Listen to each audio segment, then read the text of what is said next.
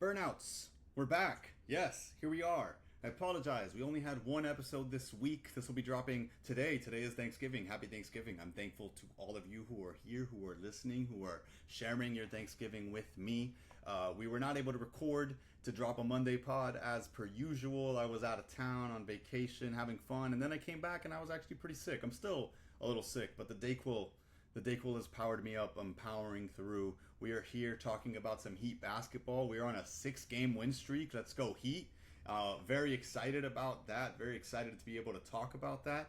But on today's pod, we actually will be doing a little bit of a detour. We're going to be going through some things that we're thankful for this Thanksgiving. Some basketball things we're thankful for, of course. We have a guest that will be sharing these topics with and chatting through some of the Heat game stats and recent Heat trends will come up in this conversation. But I do want to quickly mention that last night the Heat beat the Bucks in an NBA Cup game. It was a pivotal game. Had we lost that game, our chances at making it to the next stage would have been pretty rough. But now we're in a position in which there's a few ways we can make it, which we can clinch that spot. If the Knicks lose to the Bucks tomorrow night, then the Heat are in. The Heat make it to the group stage, easy money.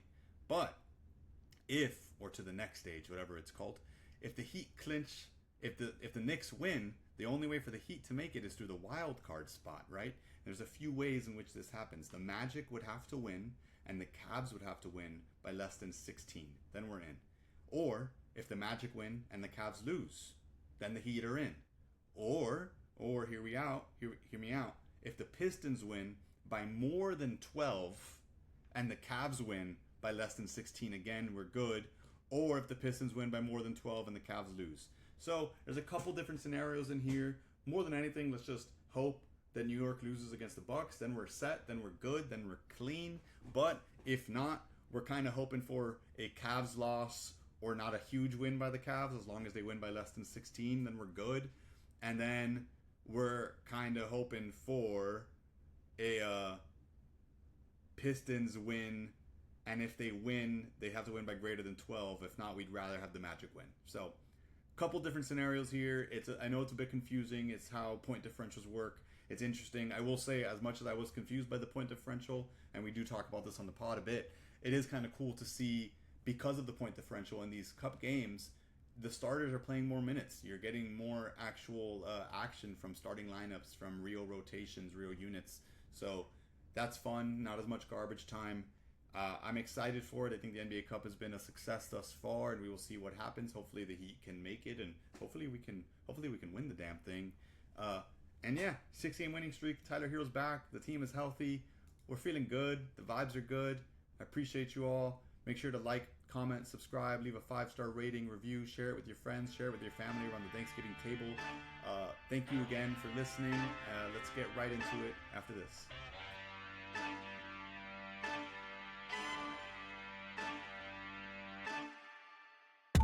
So let's jump right into this. We have a very happy Thanksgiving pod with my friend Adrian Izquierdo. This is pretty much like an online Friendsgiving, Adrian. So thank you for joining in to talk some hoops. Yeah, happy Thanksgiving to everyone watching too. Yes, thank you to anybody who is listening, anyone who's avoiding their family and is checking out some podcasts while people are arguing or whatever the case may be at your Thanksgiving gathering. Thank you for tuning in. We're going to be jumping right in. This is going to be a little different. It's a special podcast, right? A special occasion. We're just going to be going through things we're thankful for. Things throughout, not life. There's a lot about life that we could be thankful for. Things that are basketball related that we're thankful for. And the greater majority of these things, I'm pretty sure, will be Heat related. Adrian, I'll let you kick us off with, I'm in the spirit of giving, right? I'll give you the first thing. All right, let's What do are it. you most thankful for? I'll jump right out with the obvious. Spo and the self-awareness that him and his staff has shown. He spoke to it yesterday about how they needed a lot of time off in the off season just to kind of get away from things, break the mold. And then once they regrouped together as a unit again, they really honed in on what this new team was going to look like and what they wanted it to look like going forward. We've seen it. The change is drastic. So just thankful for them and the self-awareness. I mean, we have the best coach in the NBA. I Yeah, mean, it's hard to argue against that. I mean, coach of Team USA. well deserved. Yeah, exactly. And I'm sure you have numbers to support all of this, but yeah, man, Yeah, we're I moving. We're moving. It's unfortunate what's happened to him and with his whole house situation and all of that on a personal level, but we're really thankful in Miami that Spo's the guy, man.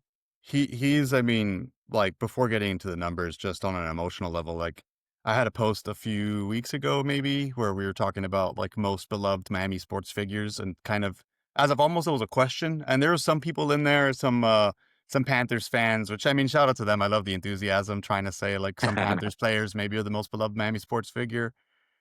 It's Coach Spoelstra, man. It's Coach Spoelstra. He is everything to this team. And just to go through that, here are the numbers that will help back that up. So last night's win, which was a very close game and it shouldn't have been, but last night's win nonetheless was Spo's 800th win. 800 wins as a coach. There have only been 17 other coaches in history to reach that mark, and he's the third, only the third to do that with one franchise, which And is he didn't even know that he he did didn't it. know. He's not paying He attention didn't to know. that He stuff. was confused when he got to the locker room. Yeah.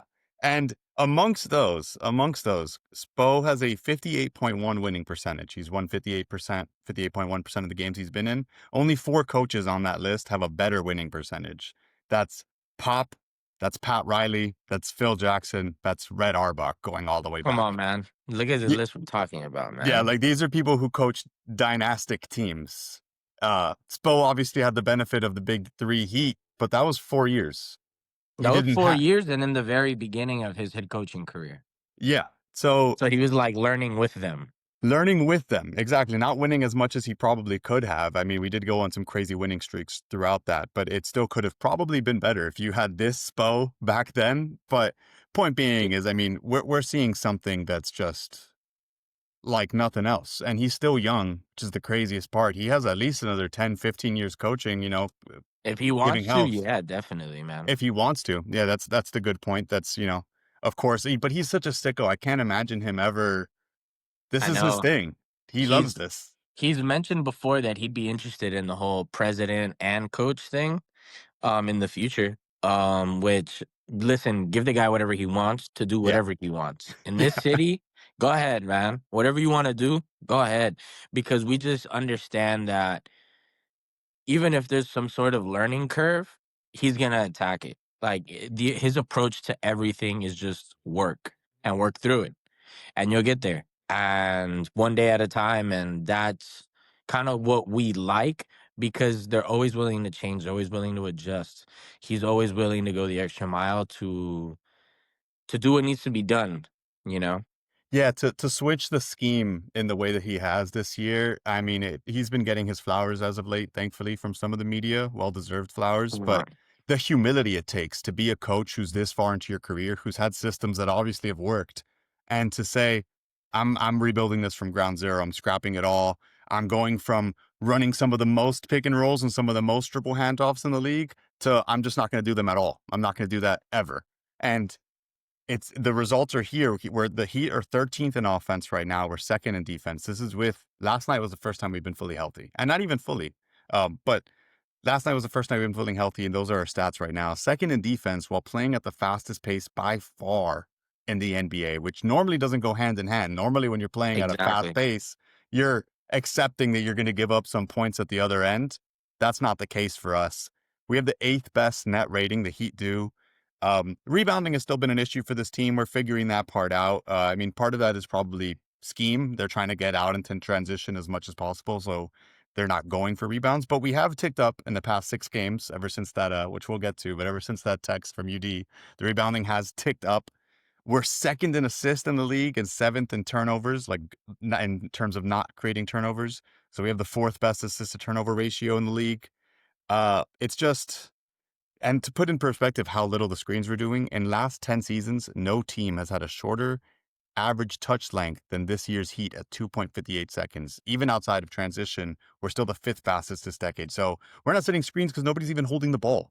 You're Yeah. grabbing the ball, you're driving or you're kicking, you're driving or you're kicking, or you're shooting, one or the other. But it's the selfishness that they're playing with, the selflessness Lessness. Yeah. that they're playing with. And there was a term that apparently they're using in the locker room. I think Davion Mitchell mentioned it in the one of his post game pressers. But slightly reckless is like a little motto that they're all playing with right now, and they kind of laugh when they say it. And they all trust each other enough to go out there and like be slightly reckless. Drive maybe if you feel like you have the advantage. Go for the steal if you think you can see the passing lane open. You know, just your boys will take care of you. We got your back. We'll cover. We'll switch. We'll rotate around, and you can see it, man. The joy that Spo is coaching with is bringing like smiles to all our faces compared to last Aside year. aside from when he's yelling at the refs for eating shit, and having to waste challenges, I love how Yeah. he's always telling them that they need to do a better job.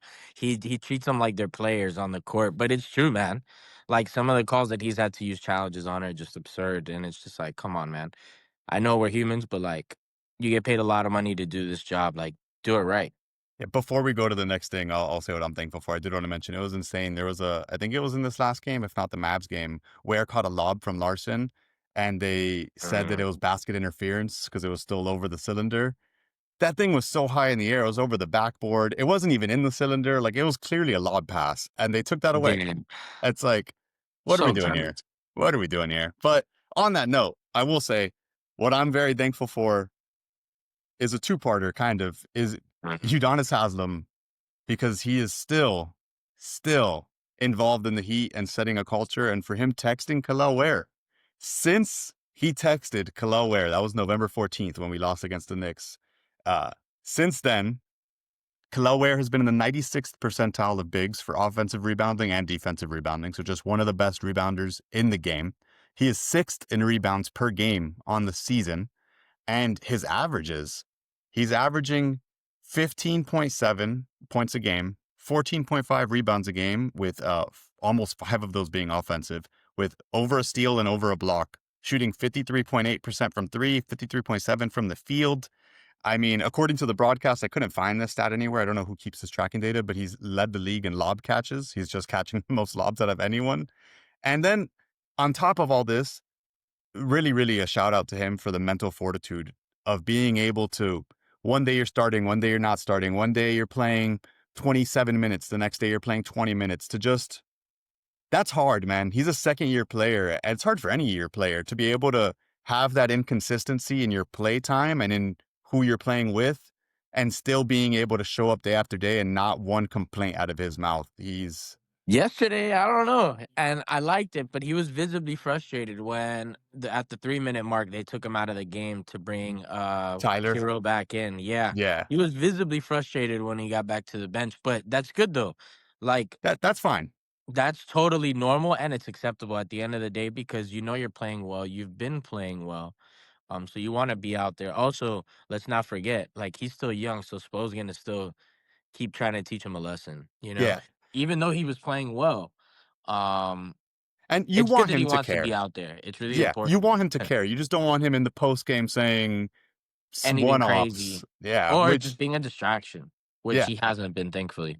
he hasn't been, and you can tell the whole team is supporting him in how they talk about him. And I mean, dude, more and more, like at the beginning of the season, I was questioning it because all these guys, like all of them in their interviews when they talk about Ware, they're all like, yeah, man, he has unlimited potential. And for a while, I'm like, how much are they gassing this guy up? Like, what are they seeing in Yeah, him? no, no, no. Because at the beginning of the season, he wasn't really showing it.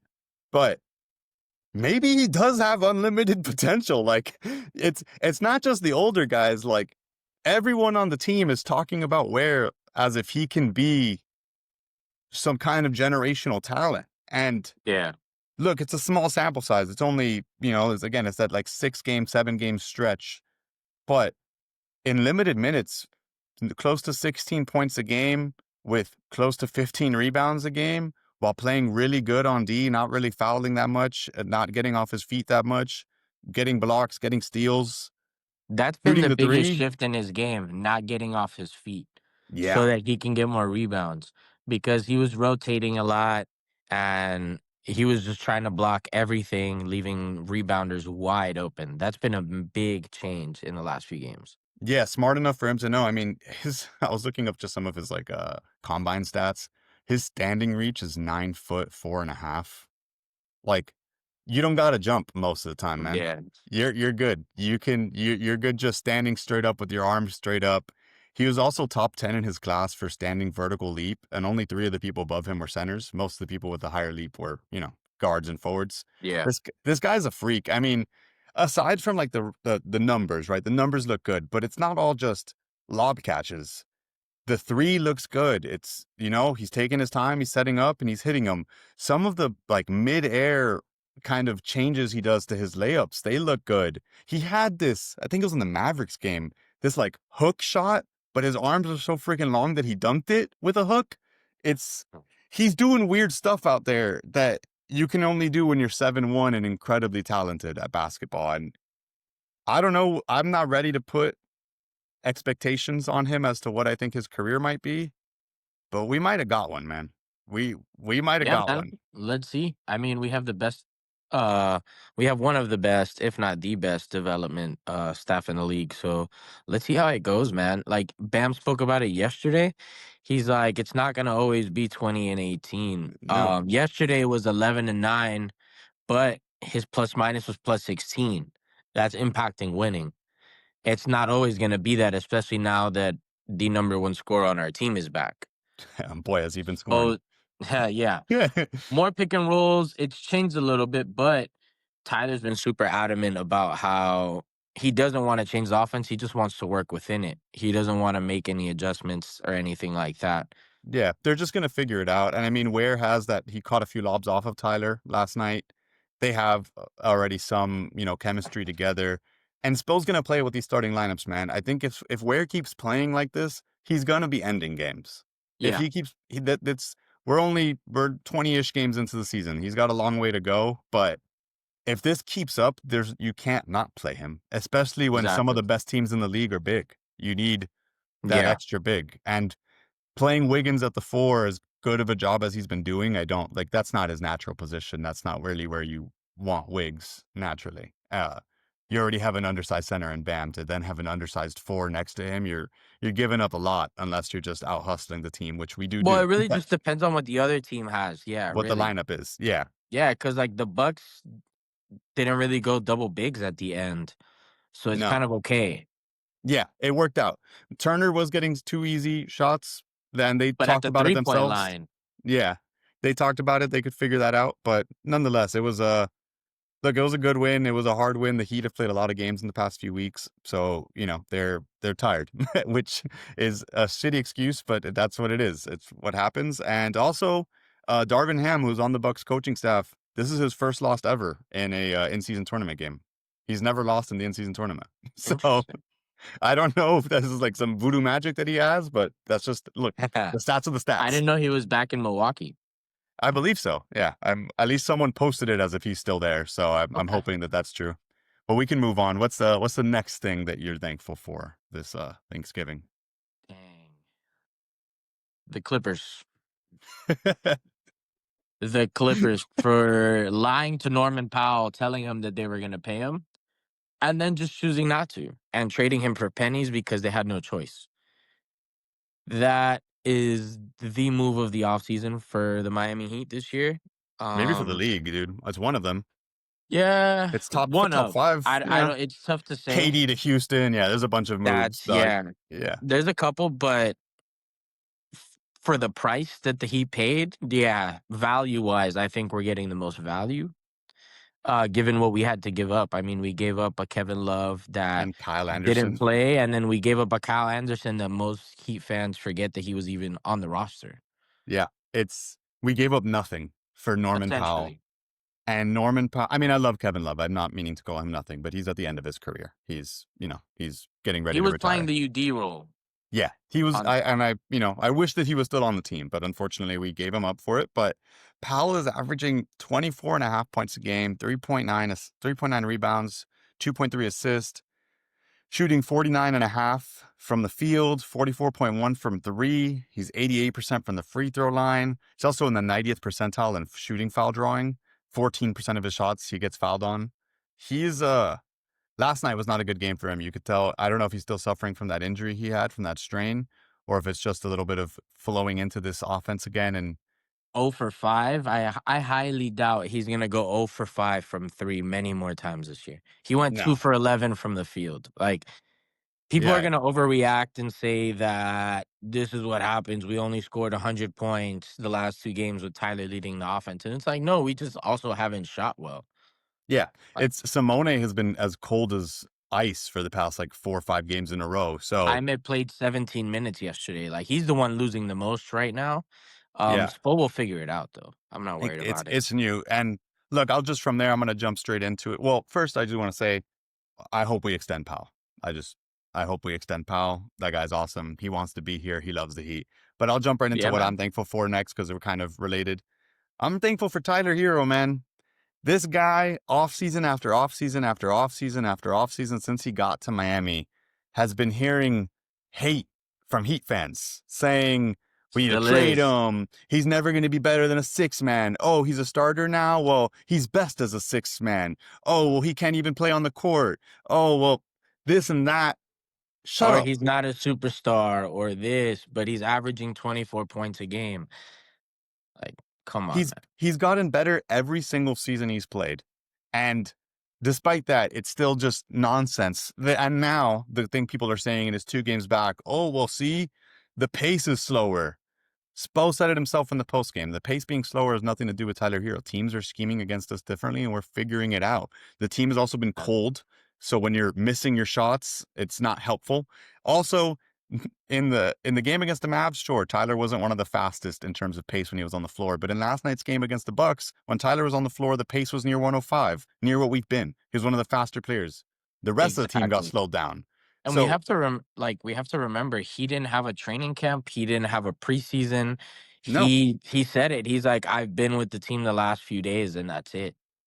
and he said it himself too. His foot's not fully healthy. He's like, I still give it 2 to 3 weeks before he feels great on his foot again. And he was even mentioning that at that point he's hoping he'll get closer and closer to his shot diet of last year, which is mostly threes and layups. But because he doesn't feel as explosive off his foot, he's kind of settling for some middies, settling for some Yeah. floaters. But I don't know how anybody could watch any of those games and think that Tyler Hero was Is a problem because he's the only reason we won those games. he's the scapegoat. He's the scapegoat. Always Always. has been. Him and It's Duncan were always the scapegoats. it's Uh, terrible, dude. And just by the way, in that Mavs game, he went 8 for 9 on floaters. That is the tied for the most floaters in a single game in the entire tracking area in the NBA. No one's ever made more than 8 floaters in a game, which is interesting to see. And he was shooting that thing. He was putting it up there. listen, if it goes in, I don't care. I don't care. I don't care. He missed his first 4 shots, and I think he made like 12 in a row after that. This guy is He's cold-blooded. In his 2 games back, 29, 5, 7, 1 steal, 1 block. In the next game, 24 and 7 with 3 steals, which the defense has been better too. Yeah. He's never going to be Davion Mitchell. He's never going to be Pella Larson.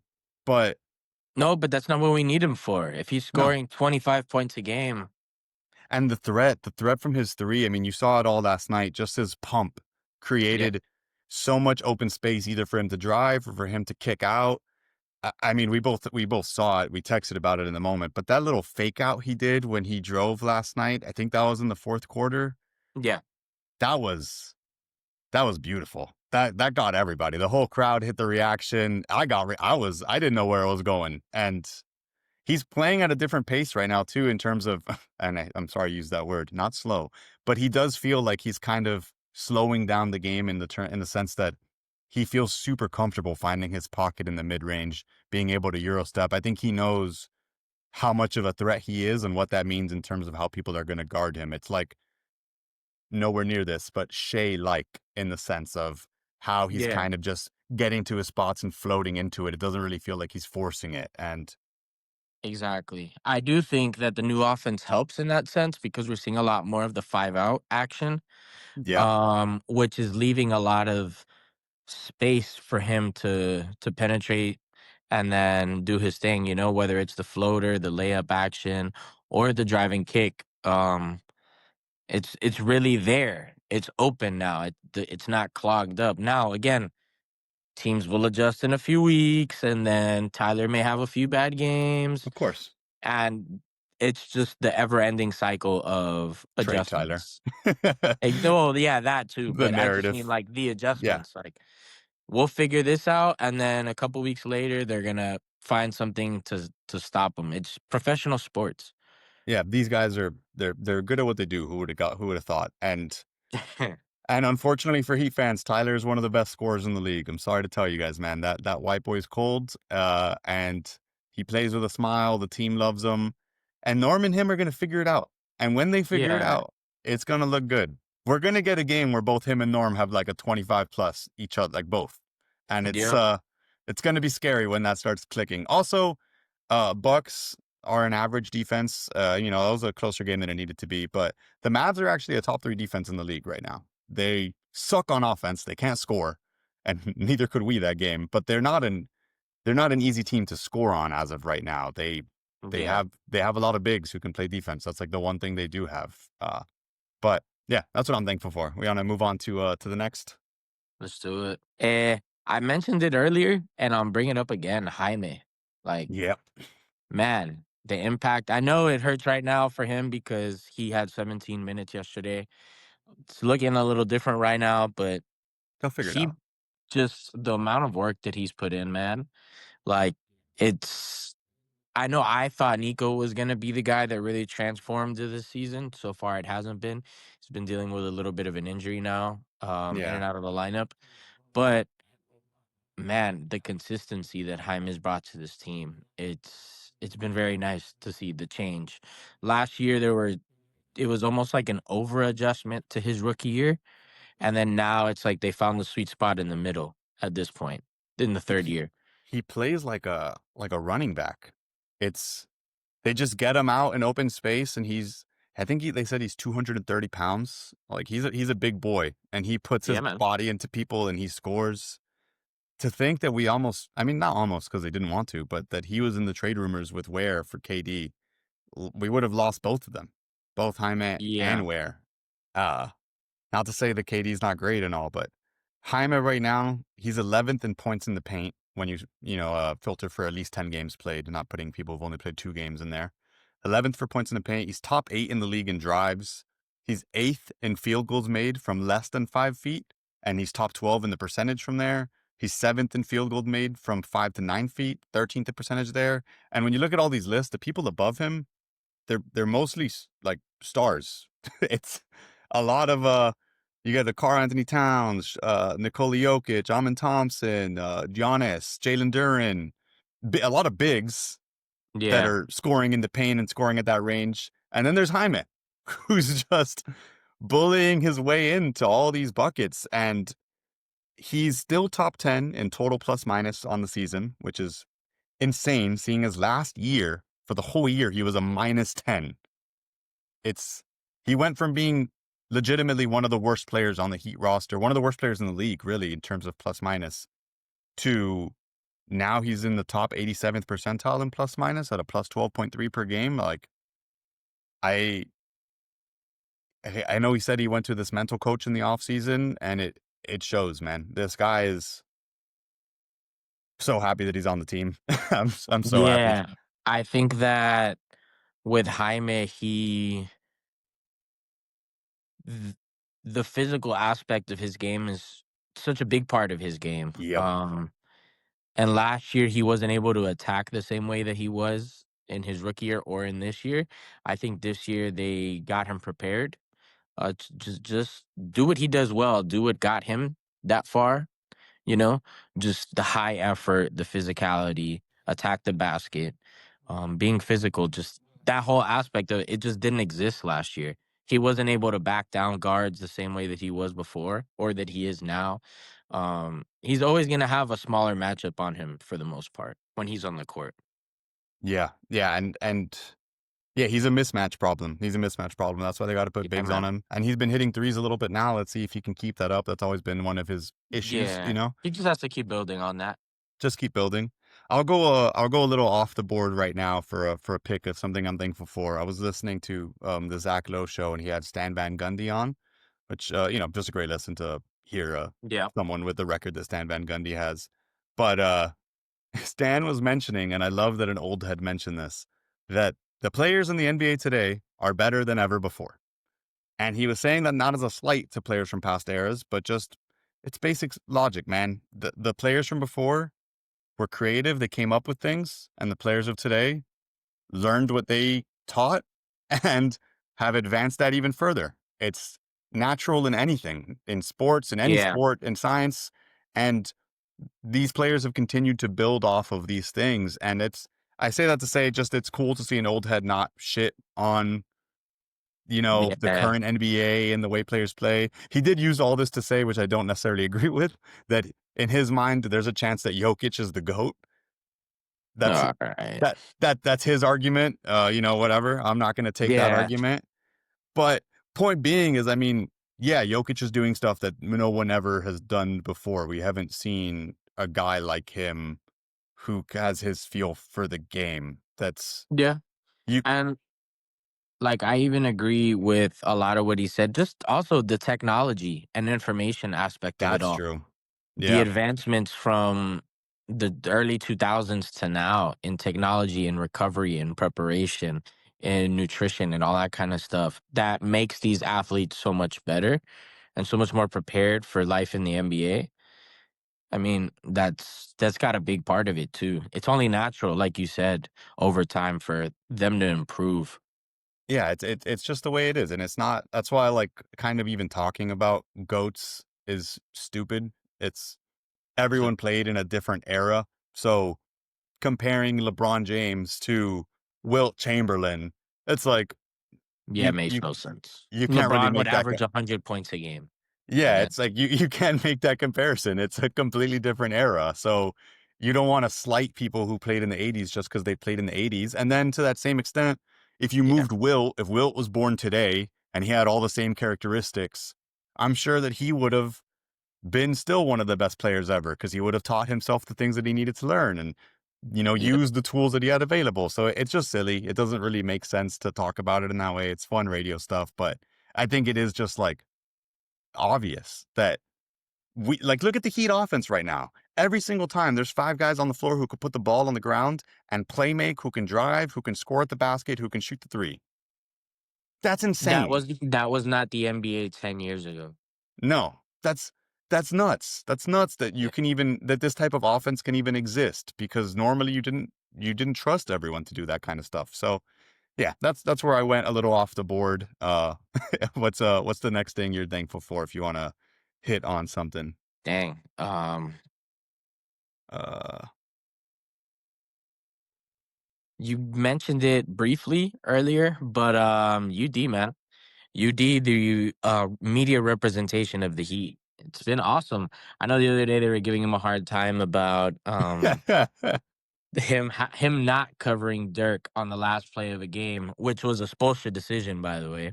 yeah, Um, but just the perspective, of what he's been able to do so far on that show. That whole group has been awesome.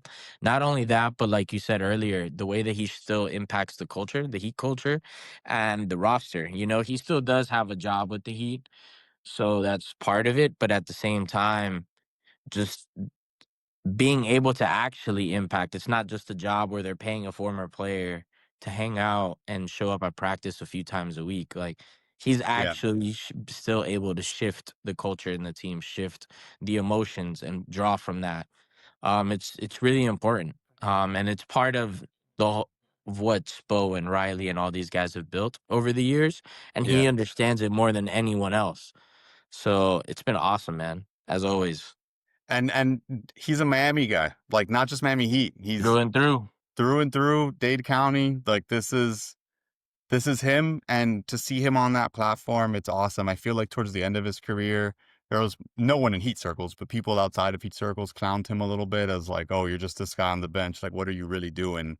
And I think people are starting to give him his flowers now. Like, realize that he set the tone. He was taking up that roster spot to push the pace, to push the culture forward, and that he knows what he's talking about, man. You don't make it that long in the league.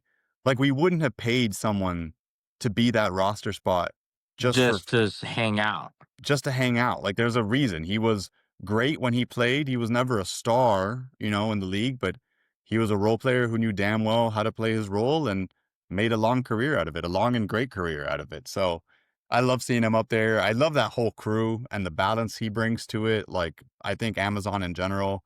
And I'll move to my next thing I'm thankful for that kind of ties into this. I'm thankful for ESPN because they fired Zach Lowe last year. Widely considered one of the best sports writers in the country, at least when it comes to the NBA in the world. And because of that, he's now getting hired by Amazon. He's going to be on the broadcast Uh, on Friday. So I don't know exactly who he'll be teaming up with, if he'll be up there with UD and Blake and, and Dirk. But the just to be able to have him talking with those guys and not Kendrick yeah. Perkins, it's, Oh, yeah. it's nice. It's a different environment to use him and not be worrying about like clickbaity stuff. You're just kind of actually talking about ball. And yeah, I'm super Yeah, thankful that ESPN made the dumb decision to fire him so that now Amazon can pick him up and they're going to have to kind of see their ex flourish on a different broadcast for a year. good. As they should. I mean, I will say this: ESPN has made adjustments They once they have, got once they realized they were going to get their ass handed to them, and that these other broadcasts were what people actually wanted to see instead of opinions and talking heads just yelling at each other and saying snarky comments for an hour before a game. Like, it's really changed. So they took Stephen A. off the NBA show. He says it was in his contract, and maybe it was, so that he maybe. has more time to actually go do some other things, but this was not done by accident. No. This was done as an adjustment because you can see in the shift in their shows, they had Danny Green actually doing some analysis finally. And they were actually starting to talk about the game. No more bullshit, no more just talking heads and giving opinions and yelling at each other about stupid opinions that maybe only them four care about, you know? Yeah, they realized their lunch money was getting taken from them. And I think NBA fans too The were noise was loud, realizing, man. The noise was loud, and they listened. Fair to them. Fair to them. They listened. yeah. But But it's too too little late too now. late. These Yeah. other crews are already moving, and the audience is shifting, man. People want to hear real basketball talk, real analysis. People want to know what's going on now, especially now that we have more information than we've ever had. Stop giving me opinions. Yeah. Talk to me about the game. Tell me the shit I don't know. Yeah, teach me what's going on out there. You have all these former players who have all this knowledge and you don't let them really share it. I mean, even when JJ was on there before, like way back when, he would get so irate because He he created he my favorite phrase. what was it? He called ESPN the engagement farming industry. Not just ESPN, sorry. Not just ESPN, but just the media and sports media. He called it the engagement farming industry. And Yeah, I still call it that ever since he said that because it's totally true, man. it's clickbaity. They had totally gone away from what made them as great as they were. Yeah. It's like it's okay to sprinkle some of that stuff in for funsies, when someone has a Of wild course. take. But at the end of the day, like actual basketball is being played. There's actual like cool things. And more often than not, I feel like they leaned on shitting on players and what people were doing over there. And they should be building everybody up. Like, I mean, we saw it last year with Shea's MVP. There was so much discourse around the free throwing, around, you know, Yeah. them changing the criteria from year to year. I mean, the year before that, when Jokic won, they were saying how it might have been racist that they were voting for a white guy again. Like, this is the discourse that ESPN was putting out there. Like, Yeah. It's really disappointing. Again, it's not the ESPN that we grew up on. no. So I'm glad that they're realizing they need a change. I'm glad that we've got Amazon and NBC actually like creating good content for us now. I'm finding myself going back and watching clips from like the Amazon show that I didn't catch from games just to see what they were talking about because it's actually good. It's good content. But we can move on. There's only a couple more left. I think you got one more. And then I got one more. Yeah. Man, shout out to Asia Wilson. Shout out. Thankful for that because Bam's offensive game, that turnaround midi, it's just so much more fluid, so much more consistent this year. Last year, he would have up and down games where if he just he just wouldn't hit shots sometimes. He would miss floaters by the basket. He would miss layups. He would get in his own head. It just seems like now there's a different level of consistency and focus on Yeah. those shots. The three-point shooting is whatever. That's gonna be there or it's not. But I just mean just from a mental aspect, you can tell there's been another shift, which is always nice to see because Bam is one of those players that again, he gets better every single year, just like Yep. Tyler. And that's all we can ask from them. And playing with your partner also being one of the GOATs in the WNBA, like with her having that as like one of her strengths, definitely helps. This guy lives. Definitely getting my boy right. Yeah, they live and breathe basketball. I like. He comes home from a game, and I bet she's giving him pointers and stuff. Like, not to take what she does for granted at all, man. Like, she's nasty in her own right, and to One have of the that greatest. influence day in and day out. His shooting, again, the 3-point shooting has been up for the year, which is kind of cool. It's been Yeah. nice. It's on a higher like clip, but the shooting itself hasn't even really been that great yet. Like, he's still can reach another level that we're gonna see. Oh, He's yeah. drawing fouls great. He's doing an incredible job at that. And then the defense, I mean, like, But we already knew that. The defense was always gonna be that's Bam. I mean, I'm biased, but I'll keep saying it. He should have won multiple defensive player of the years already. Maybe this will be the year, you this know? might be the year. Wemby might not I'm make the hoping games. so. I'm hoping so. Let's see. Yeah, if Wemby plays, Wemby's gonna win it. It just if he Yeah. plays enough games, it is what it is. But if not, I mean, If not, I think it's Bam's to lose, dude. If Wemby we're doesn't make only the a games month in, now, but yeah, it's there. I was looking at just overall defensive ratings for people who've played over 25 minutes a game, right? For 8 games at least. There's 13 people ahead of him on defensive rating, and 7 of them are on the Thunder because the Thunder have the best defensive rating in the league. So obviously, all their players benefit from that stat. But for the most part, there's not really that many people above him on pure defensive rating. And when Bam is on the court, the Heat have a defensive rating of 105.6. That's second in the league. The Heat are currently actually second in the league in general, but our defensive rating as a whole is 110. So 5 points better just when Bam is on the court. OKC is number one, and their defensive rating is 102.9. They're, freaks of nature, but that's not any one person. That's a whole system, a whole team of defensive units. Bam is, I mean, we have a lot of great defenders on this team right now that are doing a better job at it, but at the end of the day, what Bam does, his switchability is what really makes it all possible. You can't, there's been some plays where I forgot who it was in which game that we watched recently, but you got Davion Mitchell and you get a switch and it's Bam or vice versa. And it's like, that sucks. I'd hate to pass have the to deal with ball. that. Yeah. Like, that's just not a good time, man. You don't score at ease on those guys. So I'm just appreciative of Bam, appreciative that he's playing with this joy, and whether it's a mixture of this relationship that's out in the open, whether it's just a contrast from last year and how sad everyone was, or whether it's this new offense and how much he's having fun with it, whatever it is, he looks great out there. He's Captain America for a reason. That's our boy. And He's I lifer. he's a Heat lifer. He's not going anywhere. I remember at the beginning of the season, there was some like little graphics, some trade rumors, like the Warriors are monitoring Bam. It's like, what are we They talking can about here? monitor all they want. Yeah, man. Watch Portland is still watching Spoelstra, hoping that one day he'll go home. Don't worry. You Yeah. can you keep waiting. Keep It's not waiting, brother. happening. Yeah, like we're good. He's not going anywhere. People were talking about the timeline. It's like he's 28. What are we? Like, He, people just want something to talk about. yeah, it's It's just nonsense. Like it's not engagement even farming. exactly. Yeah, engagement farming. It's very silly. But yeah, so super grateful for Bam. Super thankful to have him on our team and for him to be the person that he is. Just great on the court, off the court, everything. Uh, Yeah, man. I actually had a friend of mine that worked at their turkey giveaway, um, the Thanksgiving giveaway a few yeah, days the food ago. drive. Yeah, And the first thing that person told me was how impressed he was with Bam, not only just Bam, but the Heat players, but really with like Bam and just his approach to everything, even off the court. yeah.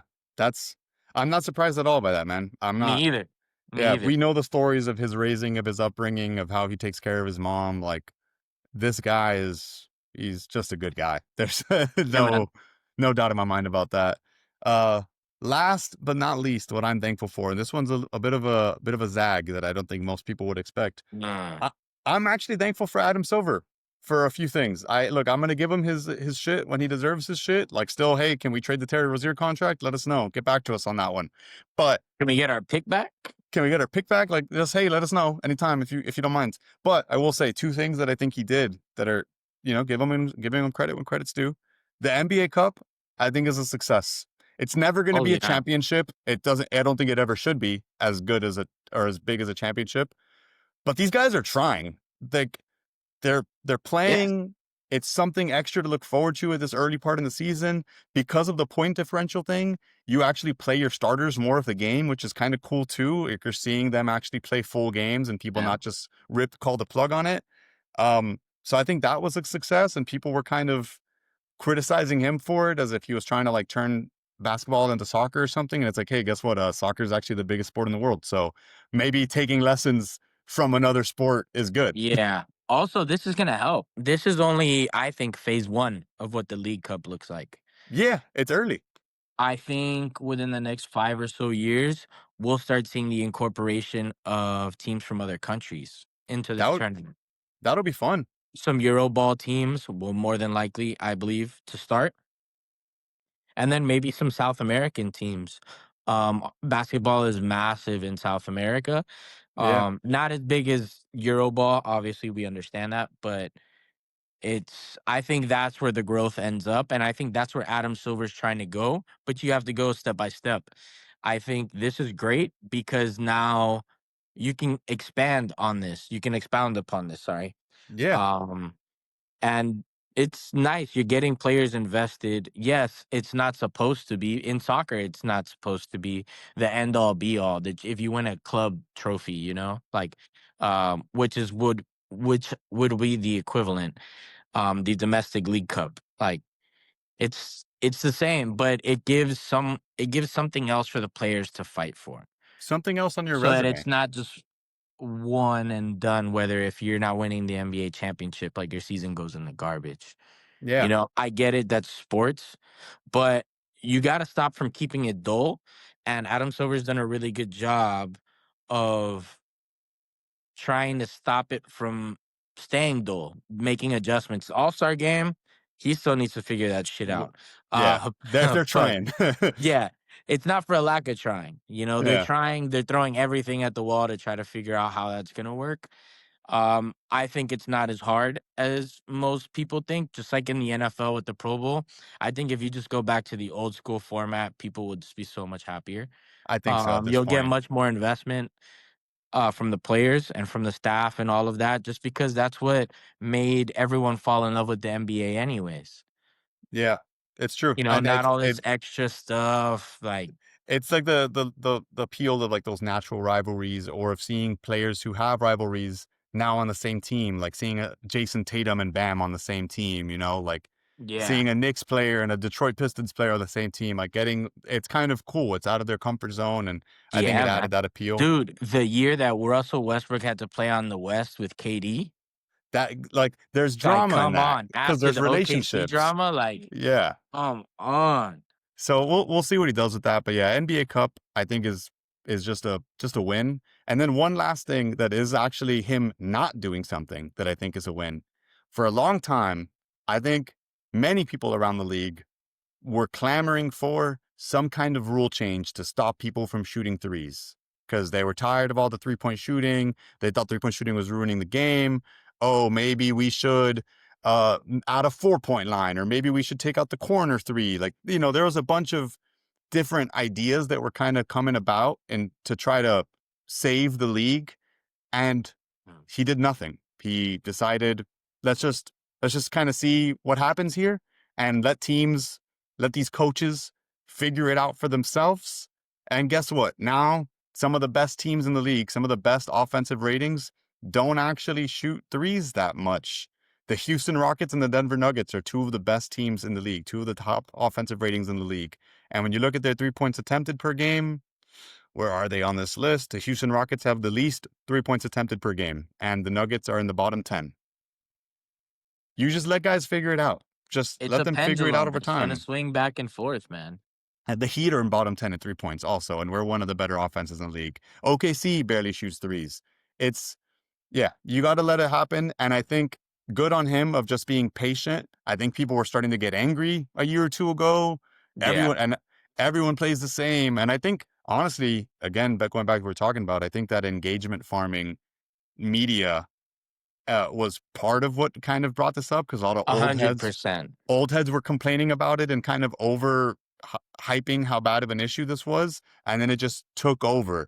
And all you would see are these highlights of this one play where this guy on a fast break decided to shoot a three instead of a dunk. And it's like, you're taking things out of context. You're not actually watching the game. And it was never an issue, really. And it's just the way it is. Like, things change. The Yeah. NBA, these coaches figure stuff out. They find new wrinkles in the game. This game isn't even 100 years old, man. They're going to keep learning new and new stuff and different ways to approach the game. So shout Yeah. out to him. Shout out to him, man. But let us know about the pick. Yeah. We want the pick back, and if you can take that contract, you can have it.